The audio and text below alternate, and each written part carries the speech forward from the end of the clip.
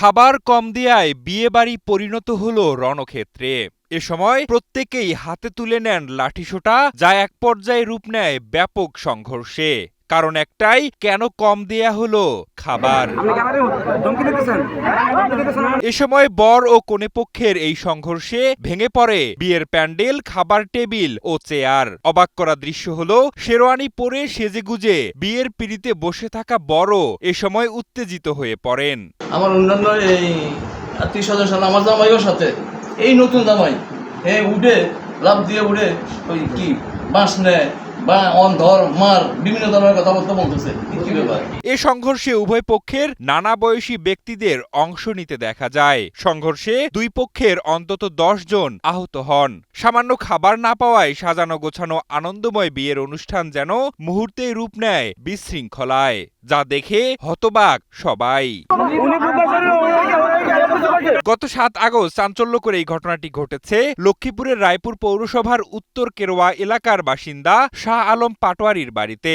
স্থানীয়রা জানান, শাহ আলম পাটোয়ারির মেয়ে নাজমার সঙ্গে একই উপজেলার কলাকোপা এলাকার খলিলুর রহমানের ছেলে মুক্তার হোসেনের বিয়ে হয়। এরপর সবাই খাবার খেতে বসে।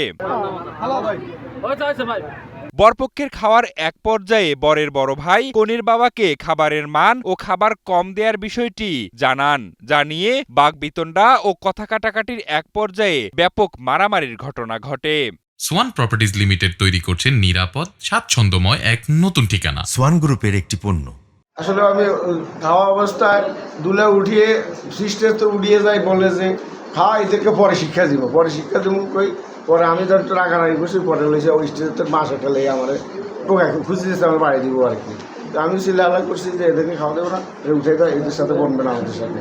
পরে চিল্লা করি মহিলা টকা করি এরা দিয়ে আমার বিয়ে হয়ে গেছে, আমরা লই যাবো, আমরা বই থাক, আমরা টানিয়ে চলে যাই। আমরা এই তর্কাতর্ক বিতর্ক ছিল, বড় ভাই লাভ করছে, সেই খাওয়াটা পুরো স্টেজটাই নষ্ট করে দিয়েছে। এসে ছোটো লোক বড়ো লোক মানে কী খাওয়াইছে সবগুলি আমার যেটা পাকাই নেই পাশা, আরেকটা দুইটা লোক আসছিল, দুইটাই লোকটা বেশি করছে, পুরো স্টেজটাই নষ্ট করে দিয়েছে। খাওয়া শেষ হওয়ার পরে এ কি করছে, ছেলের বড় ভাইটা আইসা বলতেছে, আমরা হাত ধরে বলছে যে খালু এটা কি খাওয়াইলেন, কি পাক করলেন, এই আমার এই সমস্ত লোক কি আর জীবনে কখন আপনার বাড়িতে আসবে? আমি তো হতভম্ব হয়ে গেলাম। এ বিষয়ে রায়পুর থানার পুলিশ পরিদর্শক আব্দুল মান্নান জানান, ঘটনাটি নিয়ে কেউ লিখিত অভিযোগ করেনি। অভিযোগ পেলে প্রয়োজনীয় ব্যবস্থা নেওয়া হবে।